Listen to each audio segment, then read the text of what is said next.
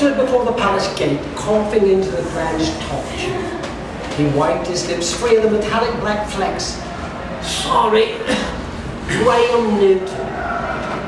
He paused to catch his breath and looked up at the roofline of the palace with its multitude of pipes spewing black grit into the air. I have an audience with the king. The guard on the other side wasn't amused by the loud choking burst that pummeled his ear. Braced as it was against the opposite end of the top tube, and he really didn't want to open the gate and let the black cloud inside the filtered air of the palace, but the sergeant was leaning over his shoulder. Don't get your gears in a bind, he growled, and pushed a series of buttons to release the seals.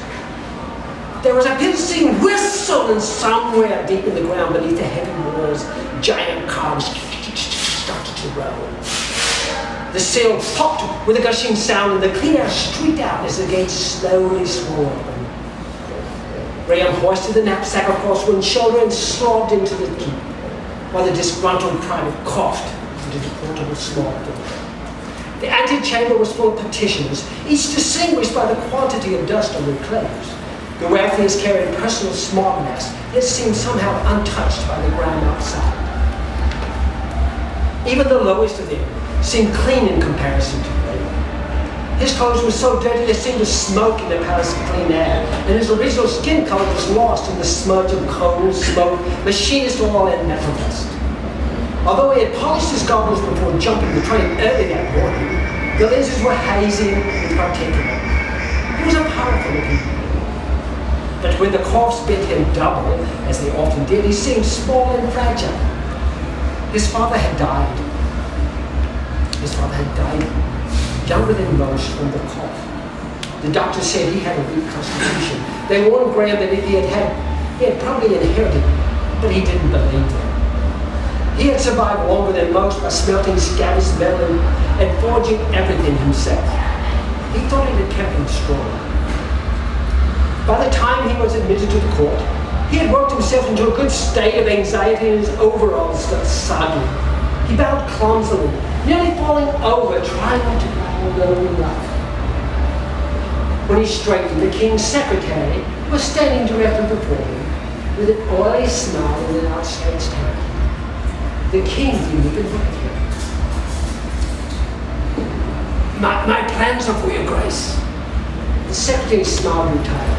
Give them to me and explain your project. If it merits his grace attention, I'll show you. The throne room felt suddenly cramped and stuffy. His dingy once-blue machinist overalls clung to his skin, pinching his private parts, and he got the urge to run. He started to cough, but managed to fight it.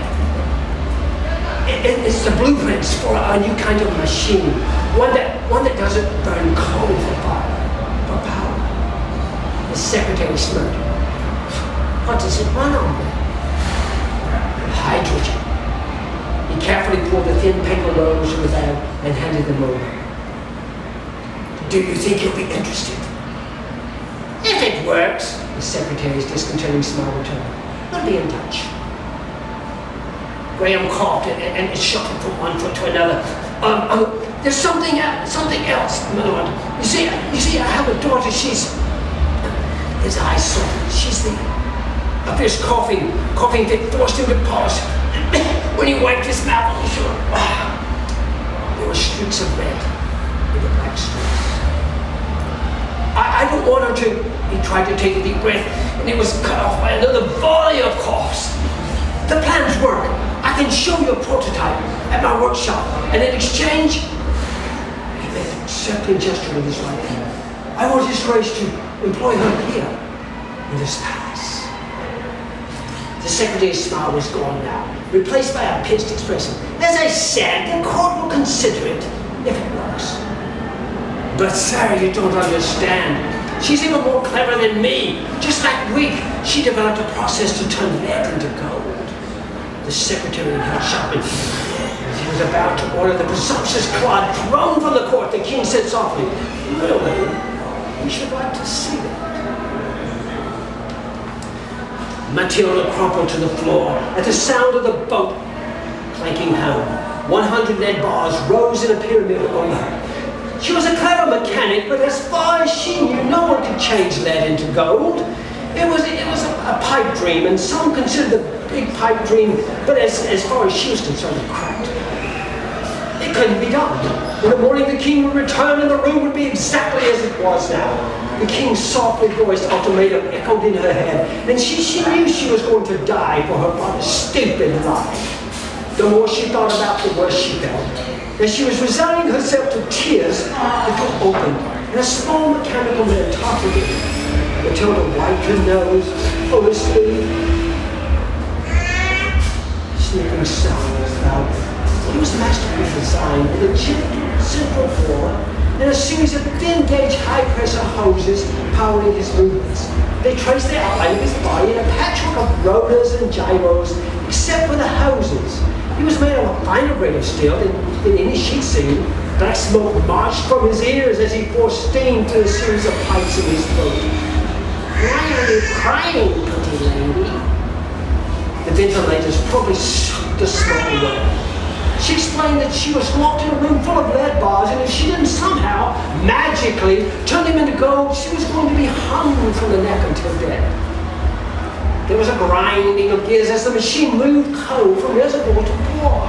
After a blast of steam, it asked, "And what will you give me if I do this impossible thing for you?" "My ring." The little machine whirred as his arm rose to take the glass ring from the expert's hand and place it in his mouth. "Don't look," it said, turning to the bars. The automaton screeched, and even though her eyes were covered, she saw flashes of light through her hands. There was a loud grinding noise and then a strange crackling that raised the hair all over her body. The room felt heavy with smoke, and Matilda lost consciousness. She woke to the sound of the bolt slamming back into the door. When she remembered herself and her predicament, she shivered. Then the door opened, and she saw the shining look on the king's face. It was as if his skin reflected the gold glow of the gold bars. The next night, he left 200 bars, and as soon as the door crashed shut, she sank to her knees. She'd been saved by one miracle. Surely there weren't any left for her. Then the door opened again, and the little machine streamed smoke into her cell. "Why are you crying, pretty lady?" She just gestured at the pyramid of lead bars. "His Grace wants more gold." "And what will you give me for this impossible thing?" My necklace." Then the whirring sound as he swallowed her simple copper necklace. Down to look. She measured her breath and tried to learn what she could, but there was even more smoke, and she passed out same as the night before. She woke to the king gently shaking her. He was so delighted, he exclaimed softly in her ear, "Do this once more tonight, and we'll choose you to be queen." That night she was too tired to feel anything when they closed her in the cell with 300 bars of lead. But when the little mechanical man appeared, she burst into tears. "Why are you crying, pretty lady?" "Because the king has asked for a final proof, and I have nothing left to trade." She couldn't keep her hands still. "Then promise me, should you become queen, that you will give me your firstborn child." This whistle demand stilled her fluttering head. "Have what?" She held her breath. Who knew if the king would even remember his offer? He didn't reward the first 2 miracles, but she felt certain that he wouldn't forget to string her up. There were worse things he could forget. She exhaled and nodded. She promised. When she woke the next morning, the king glowed together with the 300 gold bars, and so the machinist's daughter became queen. The day after the wedding, her father died. Somehow, her fear of the promise to the little machine joined with her grief, and after her father's death, she had his library moved to the palace. She studied everything, searching for the patterns that might unlock the secrets to build her own mechanical man. Certain she would soon have to face the consequences of her father's lie and her own rash oath, she hoped to offer a sentient machine child in lieu of her own. She never fully succeeded. It was simple enough to make a machine walk down the hall, and she invented a computational engine composed of tiny mercury filled tubes, which allowed the device to be programmed with instructions led by small spools of punch tape. Using the auto scroll as a model, it was easy enough for the machine to also record what it saw or heard, but she couldn't get it to access that information without being ordered to. So it couldn't become self-aware and make choices. It was also too big. By the time the palace was preparing to celebrate the royal birth, she had succeeded in a couple of innovations, but together amused the court and disturbed the servants. First, she solved the size problem by adapting her father's hydrogen engine so that the engine fit into the palm of her hand. The second invention was serendipity. She was perusing her father's outer-scroll archives when she stumbled on a study. Animal models for steam-powered automatons by Magnus Z the Younger. It was more than 100 years old, and there were images of creatures no one she knew had ever seen. It included schematics for several models of movement, including one with wings. Magnus described it as a dragonfly, and it sparked Matilda's imagination. She built a small host of dragonflies, refining the basic programming, navigation, and optics with each one.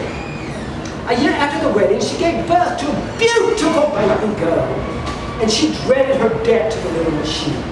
She was trying to recreate the ingenious brain, and based on the dragonfly research, making progress she thought. But then he was in her workshop, puffing smoke circles from his ears and piping, "Now, give me what you promised." When the queen covered her mouth with a hand and said nothing, the little machine repeated, "Now give me what you promised." He dedicated herself to giving consciousness, but he just shook his head. She offered all the riches of the kingdom, lordship over lands of his own, a team of machinists and resources for his research, but the little machine refused whistling, "Something alive, something alive. It's dearer to me than all the treasures in the world." The queen stopped breathing for a minute, and then she wept, as she might drown in her own tears. There are some who say the little machine pitied her. It said, "I will give you 3 days, and if you can discover my name, then you shall keep the child." She sent out agents and programmed her dragonflies to search for the machine. She stayed up all night, filling an autopress scroll with names. When the little machine appeared in the morning, she began with Cassie, Melchior, Balthazar. She read through the entire auto scroll, but each time the machine said, "That's not my name." On the second day, she tried the most unusual and curious names from her agents. "Perhaps your name is Man-Ekin, or Automan, or AIU." But each time the little machine said, "That's not my name." On the third day, a dragonfly returned with an interesting spool of punch tape. Once loaded and queued into her personally modified autoscroll, the image opened on the Warrens district, with several bands of scavengers trading pot shops in the distance. Behind the collapsed factory, what used to be a public square had been cleared of debris and set up with an awning and a burning forge. In circles around the Lambo, a strays of the metal man seemed to be chanting as he hammered. There was an auto capture. She stoked the ball and then grabbed a second spool and fed it into the autoscroll. Blow, forge, strike, steel, body, but brain and bone. I will, a child just like a Z1. When the little man arrived and asked, "Now, my queen, what's my name?" At first she said, "Conrad? No." "Is your name Scrappy?" "No." She shook her head and pursed her lips. "Perhaps your name is Z1. Z1 let out a great gout of steam, and as his gizmos whizzed and clinked violently, How could you? How could you?" His processors were gear so fast, his boiler overheated, and when he stopped his foot, the force drove it straight into the flagstone. He screeched a wild whistle and yanked at his other leg with his arm. He pulled so hard, he ripped himself to pieces.